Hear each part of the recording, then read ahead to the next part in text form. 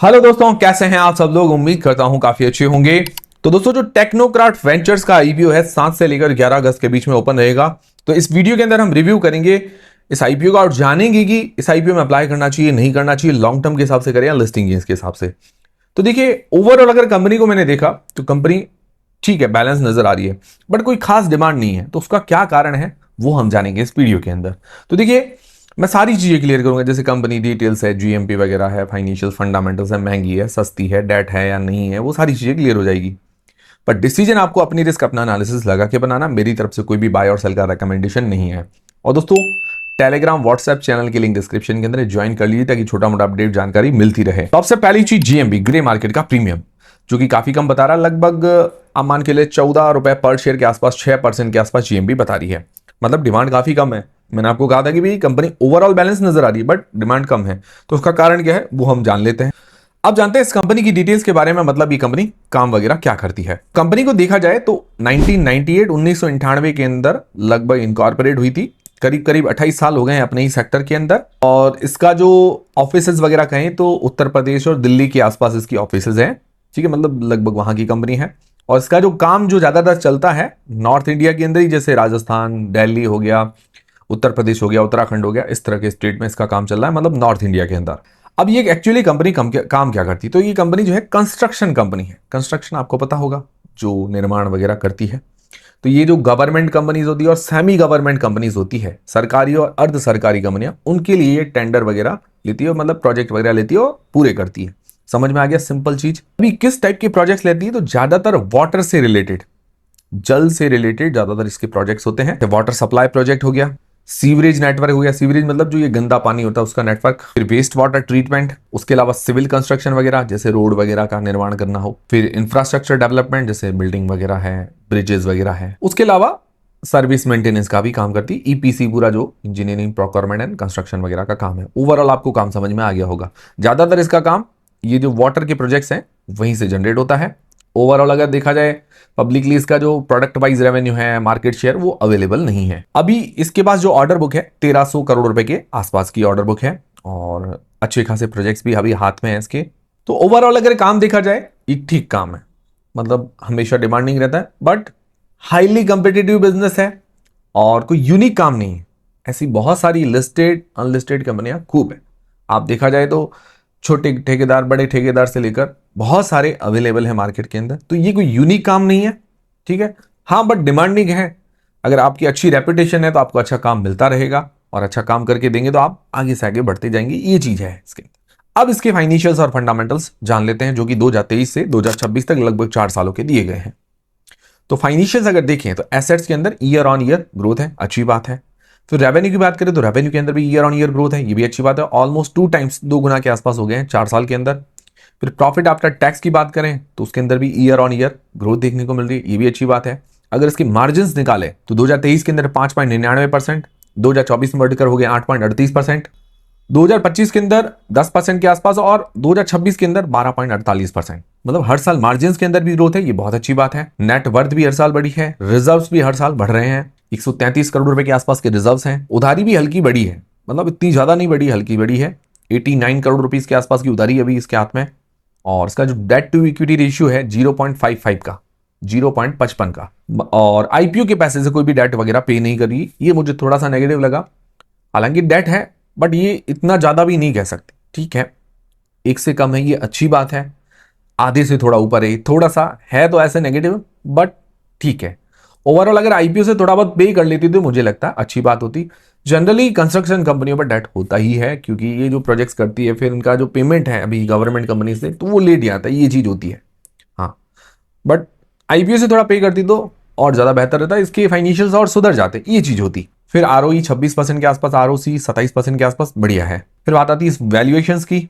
तो जो इसने अपने पीयर्स वगैरह मेंशन किए उसमें से ये डेंटा वाटर से थोड़ी बड़ी है रेवेन्यू वाइज, बाकी सबसे छोटी कंपनी है। इसका पी 14.73 का है, 14.73 का।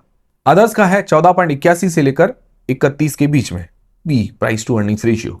उस हिसाब से वैल्यूएशन देखा जाए तो ठीक है। फिर इसका प्राइस टू बुक वैल्यू 3.91 का है। अदर्स का है 2 से लेकर 31 के बीच में। तो प्राइस टू बुक वाइज भी वैल्यूएशंस ठीक है, मतलब ज्यादा हायर साइड नहीं है, महंगी नहीं है, वैल्यूएशंस इसकी अच्छी, ये बहुत अच्छी बात लगी। अब इस आईपीओ की डिटेल्स तो 7 से लेकर 11 अगस्त के बीच में आईपीओ ओपन रहेगा। 14 अगस्त को लिस्टिंग है। अब 15 अगस्त को आपको पता है छुट्टी होगी स्वतंत्रता दिवस की। ये फेस वैल्यू 10 रुपए पर आ रहा है। 200 रुपए से लेकर 212 रुपए के बीच में इसका प्राइस बैंड रखा गया। 70 शेयर्स का लॉट है और इसका टोटल इश्यू साइज है 251 करोड़ रुपए का, जिसके अंदर फ्रेश इश्यू है 201 करोड़ रुपए के, ओएफएस करीबन 50 करोड़ रुपए के आसपास। जो इसका फ्रेश इश्यू है उसका working capital requirement, general corporate purpose वगैरह के अंदर पैसा काम में आने वाला है। कोई डेट वगैरह पे नहीं कर रही है, बट ये भी पैसा कंपनी में ही काम आता है, अच्छी बात है। प्रमोटर की होल्डिंग पहले 100% है, बाद में 70% के आसपास रह जाएगी, ये भी अच्छी होल्डिंग है। रिटेल पोर्शन 35% का है और इसका जो मार्केट कैप बनेगा 800 करोड़ रुपए के आसपास का, मतलब स्मॉल कैप है और स्मॉल कैप से थोड़ी छोटी भी कह सकते हैं। मतलब इसके अंदर रिस्क रहता है, 1000 करोड़ से नीचे का मार्केट कैप है तो थोड़ा रिस्की तो सेगमेंट है। तो ये होगी कंप्लीट आईपीओ की डिटेल्स। अब सबसे मेन सवाल ये है कि क्या इस आईपीओ में अप्लाई करें, नहीं करें, करें तो लिस्टिंग गेन्स के हिसाब से या लॉन्ग टर्म के हिसाब से। तो देखिए मैं सारी चीजें क्लियर करूंगा, डिसीजन आपको अपनी रिस्क अपना एनालिसिस लगा के बनाना है। ओवरऑल अगर आपने भी देखा होगा तो इतने ज्यादा कोई नेगेटिव्स नजर तो नहीं आए, बट क्या ऐसा कारण है कि डिमांड नहीं आ रही है, तो वो भी आप आगे जान लेते हैं।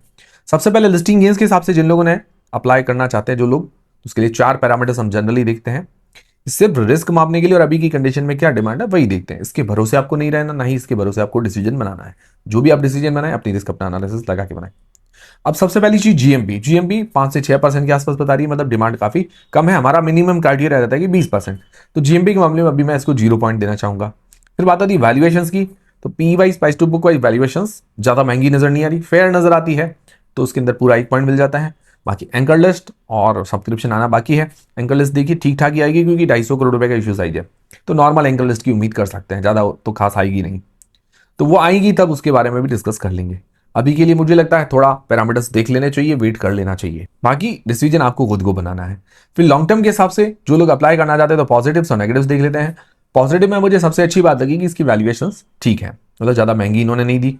फाइनेंशियली कंपनी अच्छी नजर आ रही है, रेवेन्यू प्रॉफिट के अंदर ग्रोथ है, मार्जिन वगैरह के अंदर ग्रोथ नजर आ रही है, आरओई आरओसी वगैरह बढ़िया है। ऑर्डर बुक भी 1300 करोड़ रुपए के आसपास की है। तो ये हो गए इसके कुछ पॉजिटिव्स। अगर नेगेटिव्स क्या है, नेगेटिव्स देखिए विशेष तो नहीं है, थोड़ा बहुत डेट है और आईपीओ से पे कर लेती तो बढ़िया रहता, ठीक है। बाकी उसके अलावा इतनी ज्यादा कोई नेगेटिव्स नहीं लगे, ठीक है। ये हम देखिए गवर्नमेंट प्रोजेक्ट्स लेती है तो उनमें क्या है कि पैसे आने में समय लगता है, या गवर्नमेंट टेंडर्स कभी कभार क्या होता है कि अभी इसके हाथ में ऑर्डर बुक अच्छी है 1300 करोड़ रुपए के आसपास की, बाद में क्या होता है कि कभी कभार टेंडर में कोई और अदर ठेकेदार ऐसा आ जाता है जो अच्छा टेंडर बनता है, तो ये कंपटीशन रहता है। ये चीजें आपको दिमाग में रखते हुए चलनी पड़ेगी। कभी कभार ऑर्डर बुक अच्छी होती है, कभी कभार कम भी हो सकती है ऑर्डर बुक, ये चीज है। अब ओवरऑल अब देखिए देखा जाए तो हाई रिस्क नहीं है कंपनी, कोई हाई रिस्क की चीजें नजर नहीं आ रही। कंपनी ओवरऑल बैलेंस्ड कह सकते हैं। हाँ डेट है, आने वाले टाइम में पे करना चाहिए, ये चीज है।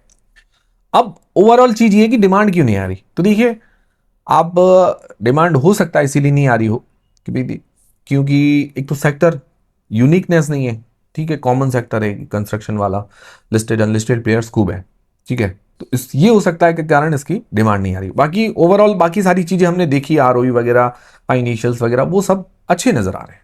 मतलब ओवरऑल आप कह सकते हैं कि ओके ओके है, नॉट बैड है, और ठीक है कि भाई इग्नोर नहीं किया जा सकता, इसको स्टडी किया जा सकता है लॉन्ग टर्म के लिए भी। और ये ऐसी परफॉर्मेंस हमेशा रखे, लगातार इसको ऑर्डर्स वगैरह मिलते, तो मुझे लगता है ये अच्छी कंपनी साबित हो सकती है आने वाले टाइम में। बस ये चीजें रिस्क वगैरह जो मैंने आपको बताया वो आप ध्यान में रखते हुए आप आगे का डिसीजन बना सकते हैं। आप लोग क्या करने वाले, अप्लाई करेंगे नहीं करेंगे, कमेंट करके मुझे जरूर बताइएगा। और वीडियो देख के अगर आपकी हेल्प हुई है तो भी मुझे कमेंट करके जरूर बताइएगा, लाइक जरूर करें। और मिलते हैं अगले वीडियो के अंदर। पर्सनली अगर मेरा पूछें तो मुझे हाँ एक देखा जाए लॉन्ग टर्म के हिसाब से स्टडी करने जैसी कंपनी नजर आ रही है। मैं वेट करूंगा इसकी एंकर लिस्ट वगैरह कैसी आती है, सब्सक्रिप्शन कैसा मिलता है, मार्केट कैसा रिस्पॉन्स देता है। मैं जो दूसरा दिन होगा तब तक वेट करूंगा, तीसरे दिन डिसीजन बनाऊंगा कि भाई क्या करना चाहिए, ठीक है। मुझे खराब नहीं लगी कंपनी, ये चीज है। तो मिलते हैं अगले वीडियो के अंदर।